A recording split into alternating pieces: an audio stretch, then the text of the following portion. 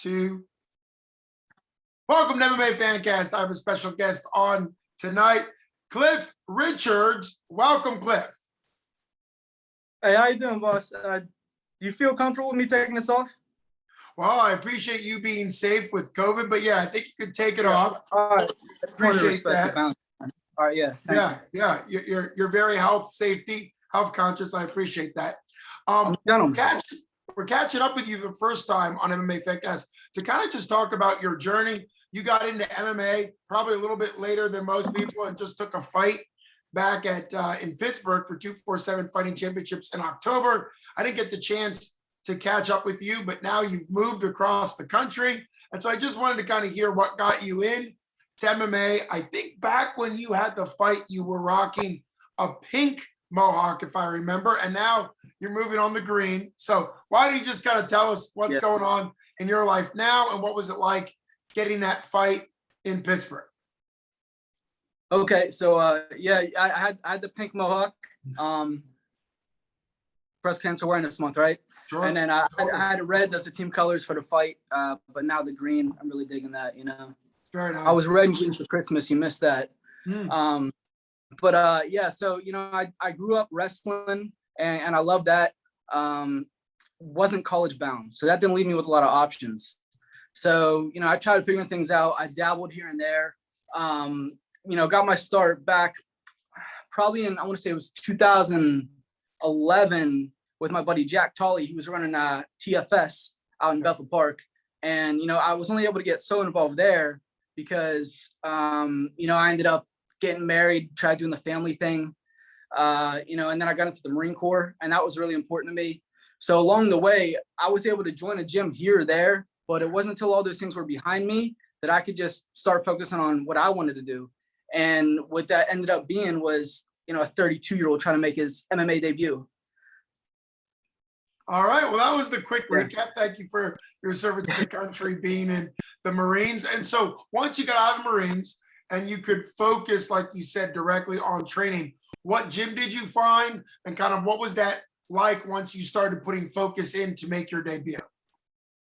Okay. Yeah. So I ended up getting involved down at the academy, just in the time that Calm had taken over too. So I was there for their beginning, and I trained there for about 2 years, and I really liked it down there. I got a lot of help from a lot of really skilled guys. There's plenty of dudes with plenty of know-how down there.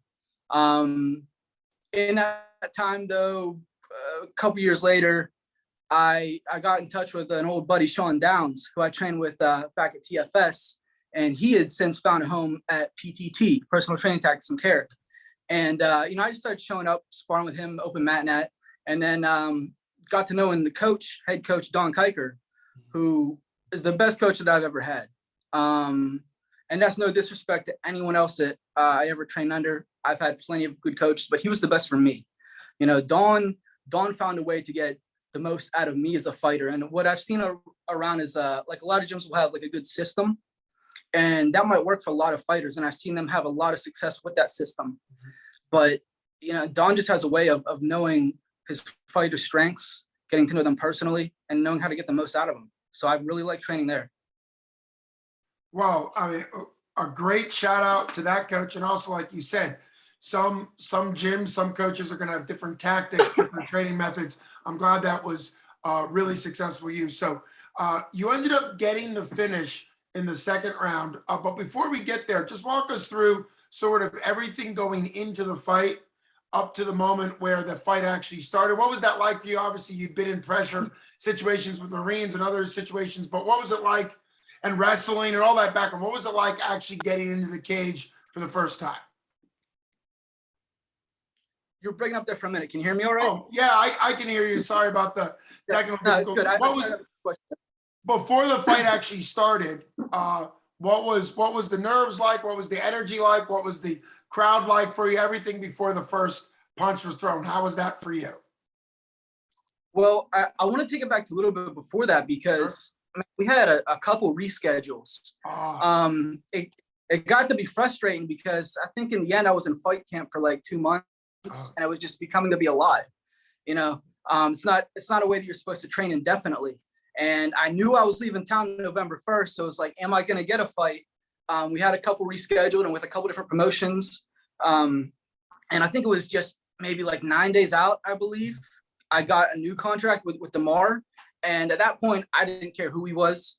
And, you know, I got his name, and you know how social media is. There's a bunch of them out there, right? So what I thought I found was this like short, stocky, short-haired black dude. That's all I knew from Detroit. He ended up being like the tallest 140-pound dude I've ever seen with dreads. So I was, you know, wrong as fuck, but, you know, whatever. And so the game plan going into that was, you know, we still don't know much about this kid. He's got the wingspan of a fucking pterodactyl. And he says he got a little bit of wrestling experience. But I mean, if you say you got a little bit and you're not from PA, I'm not really worried about it. So game plan just became, you know, don't let him use that reach. So the camp was a lot of head movement, get inside and control from there. And I was confident I could do that. As far as some of the final moments, I mean, we were in my backyard. I had a lot of people show out for me. So that was a big help. And, you know, I had a lot of Marines tuning in via pay-per-view. That was a big help. I had a solid camp, long as hell, but I had a solid camp with a lot of great training partners. And I also wasn't afraid to get all the help I could in other places. You know, some guys are afraid to say that out loud. Hey, at the end of the day, it's about me and my performance. So I got everything I could to get ready. And I felt ready going in. The only thing about nerves that was starting to mess with me is just I ate so much that night prior. Right? You know, like I'm trying to get heavy for him, right? And I ended up not even eating much that day. I was like, wow, you did enough. And then you just start getting the whole you know, am I doing too much to warm up? And then, you know, I had to remind myself, this ain't my first time competing. You know, like I grew up wrestling. I had been in a jiu-jitsu tournament here or there. I took a smoker kickboxing fight 2 years back. So my composure was where it needed to be. And I was confident that the game plan was going to work, and it did. Well, then let's talk. Great summary of all that going in. I didn't know about all the fights falling through. That's a big part of probably every amateur fighter's career, and then probably early in pro too, until they get really established. It's a real pain. And for people that are wondering, one of the problems with amateur MMA is there's nothing to contractually obligate somebody to take a fight. Even a contract is just basically a pretty please. You know, it's just, there's really nothing behind it other than trying to be respectful. Well, how did the first round go for you? What was it like coming into that corner? I know, like you said, you've been wrestling. So what was it like getting to the corner, getting to the coaches, knowing that, you know, you're already one round into the fight, which a lot of times involves a change of game plan or understanding that the game plan is going in the right direction? Yeah, so it felt great. You know, I told you I'm confident with the game plan, but I'm never going to go into a fight assuming that my opponent's got nothing on me. I'm not going to underestimate. I'm not going to underestimate anybody. I mean, this guy, he signed a contract and crossed state lines just to come and whoop my ass. Yeah. So I'm going to take him seriously. And, you know, I could hear coach, you know, let me know how good I did. And then, you know, just coming out of that fight, the first round ended with me throwing legs on him. He wasn't getting up. Yeah. And I got to say, you know, the only thing that slowed me down at all was just the PA rules, right? I ended up trying to go for a choke. I think if I could have hit him in the head, I probably would have finished it there because, like I said, he wasn't getting up. And it felt good as hell in that corner, knowing that I won the first round and knowing that the game plan's working and I can just keep doing that. Yeah, like you're saying, it's a great feeling for you as a fighter and for the coaches when you're already up one round, where things are working well, where there's that confidence, and where any of the concern of his reach or just any of the things that you don't know until you're in there is already going in your direction. Now, when did you know in the second round, you were about halfway through, almost all the way through the second round with the 2 minutes. When did you know that that was going in your direction for the rear naked choke? Was it something you thought you would definitely get with 15 seconds left in the round, or were you just kind of putting it on to see what happened? Yeah, hey, it's crazy how quick those rounds can go. Yeah. Looking back, I didn't realize there was 15 seconds left, and I think I might have even forgot coming out of that injury time. Yeah. Like, this wasn't a full round. I don't know that I even considered that. Another way you can tell I was in the zone is the only thing I heard from anybody during that fight was my coach yelling choke. Like I said, I'm a ground and pounder. I wanted to hurt the kid, but I heard my coach say choke, and that's what I went for. I had a good setup with it, cocked him in the ribs. He dropped his hand. I knew it was there. The weird thing was he had them giant dreads, right? So it kind of hindered how I wanted to choke him. And I had to get this modified. I could hear the commentators talking about it. It was a little unconventional, but I mean, I had to make do with the dreads. So I made it work.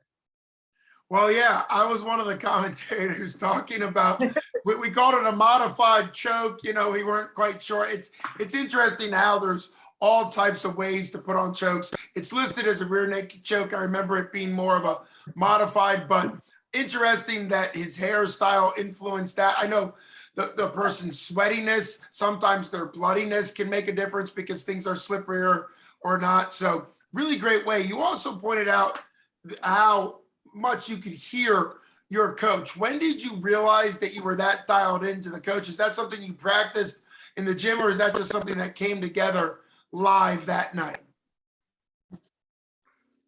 Well, coach had pointed out and the last couple of weeks of me training that he could tell that I was focused. I was where he needed me to be.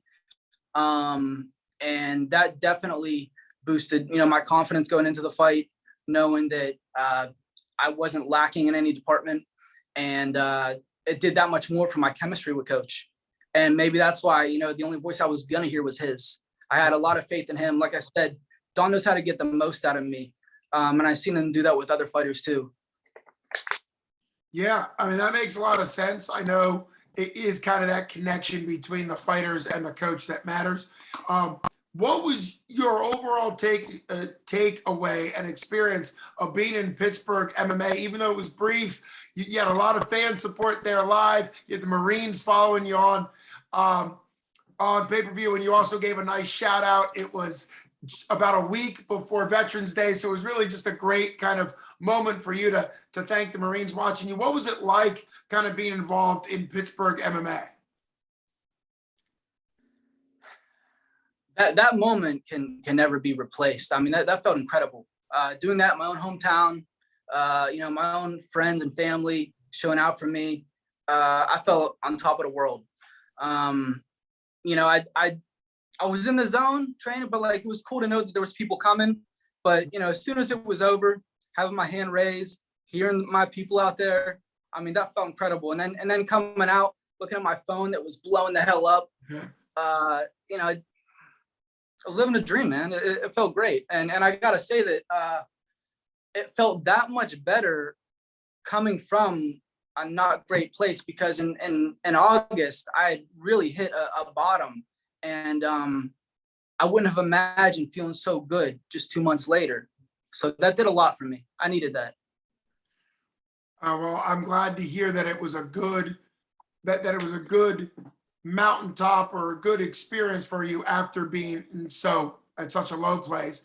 I think that also states, as you yourself know, it states the value of continuing through those lows despite how bad they get, particularly when you think about some of the media attention that comes for the suicide rate among veterans, as you are a veteran, and just how significant it is to get the help and to continue through those low points to be able to get support to get to the better points. It's really, really tough, like you were saying, to go through a low to then get to a better spot. Speaking of that, how are you doing now that you're in a whole new state? I believe you're in the West, California, Texas. It gets even better. Okay. You're in where? I'm in Tijuana, Mexico. You're talking to a Mexican. Oh, yeah. You're a Mexican. Yeah. Oh, okay. Yeah. I thought you were going to Texas. Well, this is even better. Yeah, no. This is great. I got to tell you, this wasn't exactly the plan. this wasn't plan B. I just, I wanted to be in Arizona. Some things didn't work out, and I was not. Yeah, Arizona, right? Arizona. And I had some things worked out, but I didn't like some things that happened when I got there. I had already been stationed out in Southern California, so I thought I'd give that a try. Found good people that I know, found work, but the cost of living. But if you just cross the border, just a couple miles south, man, I'm paying $500 for my own place on a beach. So, and there's a lot of Californians doing that. I'll just live here and work there. Yeah. Sure. Yeah. No, I'm glad it's working out for you.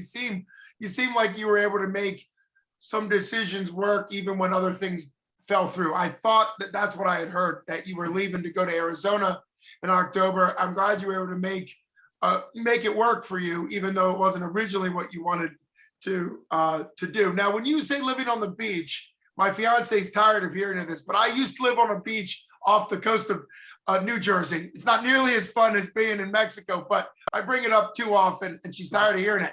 Now, when you say you live on the beach, how close are you to the actual ocean? The actual ocean, I'm probably 50 yards. Okay, so you can hear it then within, like you could yeah. Okay, gotcha. Yeah, that's exciting. Well, good for you. Good for you. And when you think about MMA, and obviously that was a great chapter of your life right toward the end of your move, which is pretty exciting. Is it something you want to do now when you get things figured out, living in Mexico, working in Southern California, or is it something that you think you'll just kind of wrap up for now and say that was something good that you experienced while you were still in Pittsburgh? I'll tell you what, at the very least, I'm glad that I did experience it in Pittsburgh. I don't want to, look back wishing that I did. And that's one of the reasons why I made sure I did it at 32 when I still damn could. And when a lot of people thought I wouldn't have, I heard that commentary in the fight. What do you notice first? I don't know. It's a test for Cliff Richards. He's fighting a younger dude. I don't think that better not have been me. That better not have been me. I hope I can't remember who said that. If it was me, I apologize. But I'm gonna blame Ethan. Ethan Goss. No, I wasn't upset about it at all. I just yeah. Okay. Yeah. I can't remember. We'll just say it was Ethan. Yeah. We'll leave it at that because I know he can kick my ass. Anyways, but I'd still like to continue this journey. I do need to figure some things out while I'm here. I have trained at a couple different places. There's a pretty loose agreement amongst gyms in this area in Mexico. I guess you call it an alliance. Sure. And I've talked to some guys where it's like, you pay me this open mat fee and you can come here and bring who you want. Okay. There's no shortage of great boxers in Mexico. I knew that just growing up watching Fight Night, but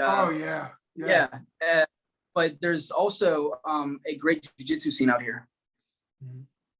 So I can get plenty of work.